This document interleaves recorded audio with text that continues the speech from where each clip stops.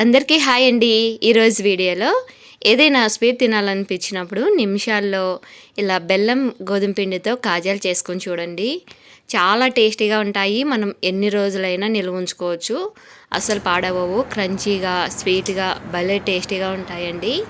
తప్పకుండా ట్రై చేయండి. ఈ రెసిపీ కోసం ముందుగా ఒక మిక్సింగ్ ప్లేట్ కానీ బౌల్ కానీ తీసుకొని అందులోకి 1.5 కప్పు వరకు తీసుకున్నాను నేను గోధుమ పిండి. ప్యూర్ ఆశీర్వాద్ గోధుమ పిండి. ఇందులోకి ఒక పిన్స్ ఆఫ్ వరకు సాల్ట్, 1 టీ స్పూన్ వరకు నెయ్యి వేసుకొని ఇవి బాగా మిక్స్ అయ్యేటట్టుగా కలుపుకోవాలి.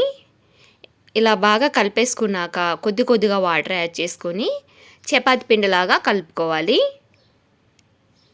ఇది ప్రాసెస్ కూడా చాలా ఈజీ అండి. ఫస్ట్ టైం చేస్తున్నా కూడా పర్ఫెక్ట్గా కుదురుతాయి. ఎలాంటి డౌట్ లేకుండా మీరు ట్రై చేసి చూడండి. చాలా రుచిగా ఉంటాయి, క్రంచీగా స్వీట్గా. మీరు ఒక్కసారి తిన్నారంటే మళ్ళీ మళ్ళీ ఇలాగే చేసుకుంటారు. ఇలా పిండిని కలుపుకున్నాక ఇందులో నుంచి కొంచెం పిండిని తీసుకోవాలి. ఈ పిండిని చపాతీలాగా ఒత్తుకోవాలి. కొంచెం పొడిపిండి చల్లుకొని మనం చపాతీ అయితే ఎంత మందంగా ఒత్తుకుంటామో అంత మందంగా ఒత్తుకుంటే సరిపోతుంది.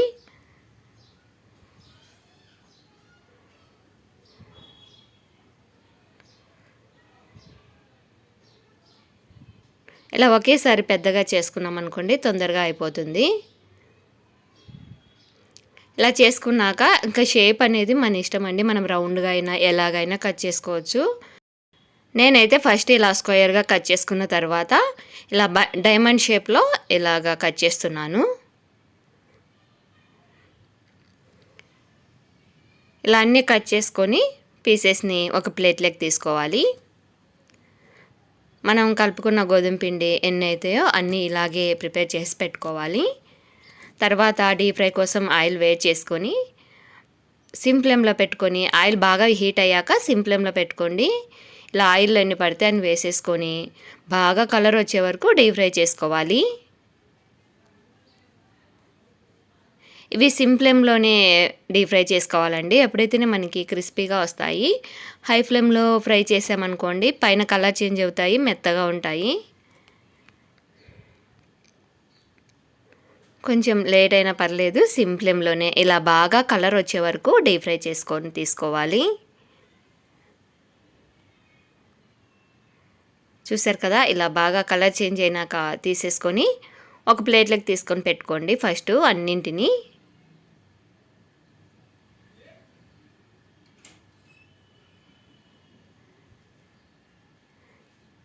ఇలా ఎర్రగా రావాలన్నమాట కలరు. ఇలాగా అన్నింటినీ తీసేసుకున్నాక స్టవ్ మీద ఏదైనా గిన్నె పెట్టుకొని అందులోకి 1/4 కప్పు వరకు తురిమిన బెల్లం వేసుకోవాలి.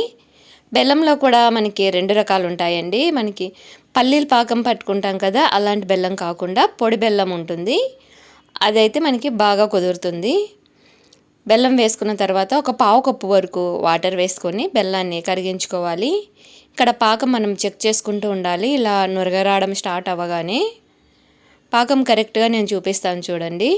ప్లేట్లోకి వాటర్ వేసుకొని కొంచెం పాకం వేసుకొని చెక్ చేసుకున్నామంటే కొద్దిగా ముద్దలాగా రావాలన్నమాట. ముదురు పాకం అంటారు. ఇలా మనం చేత్తో ఇలా జరపగానే ముద్దలాగా రావాలి. ఇలా వస్తే పాకం మనకి కరెక్ట్గా కుదురుతుంది.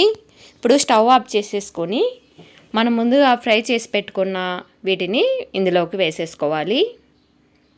ఇలా కొన్ని కొన్ని వేసుకుంటూ కలుపుకుంటూ మొత్తం అన్నిటికీ కవర్ అయ్యేలాగా పాకము ఇలా కలుపుకోవాలి. మనం తీసుకున్న చిప్స్కి బెల్లంకి కరెక్ట్గా సరిపోతాయి. నేను చెప్పిన క్వాంటిటీలో తీసుకోండి. ఇలా బాగా అన్ని చిప్స్కి బెల్లం పాకం కవర్ అయ్యేటట్టుగా కలిపేసుకొని మరీ గట్టిగా కలుపుకండి. ఇవి క్రంచీగా ఉంటాయి కాబట్టి ఊరికనే విరిగిపోతాయి. చూసుకుంటూ ఇలా నిదానంగా కలుపుకోండి. ఇలా బాగా కలిపేసుకున్నాక ఒక ప్లేట్లోకి తీసేసుకొని ఒక 10 మినిట్స్ పాటు ఫ్యాన్ కింద పెట్టామంటే ఆరిపోతాయి. ఇవి పూర్తిగా ఆరిపోయాక మనం ఒక డబ్బాలో స్టోర్ చేసుకొని పెట్టుకున్నామంటే ఎన్ని రోజులైనా నిలువ ఉంటాయి. క్రంచీగా తీయగా చాలా టేస్టీగా ఉంటాయండి. మీరు తప్పకుండా ట్రై చేయండి. ఎలా వచ్చాయో మీ ఫీడ్బ్యాక్ని నాకు కామెంట్లో చెప్పండి. రెసిపీ నచ్చితే like and share and subscribe. Thanks for watching.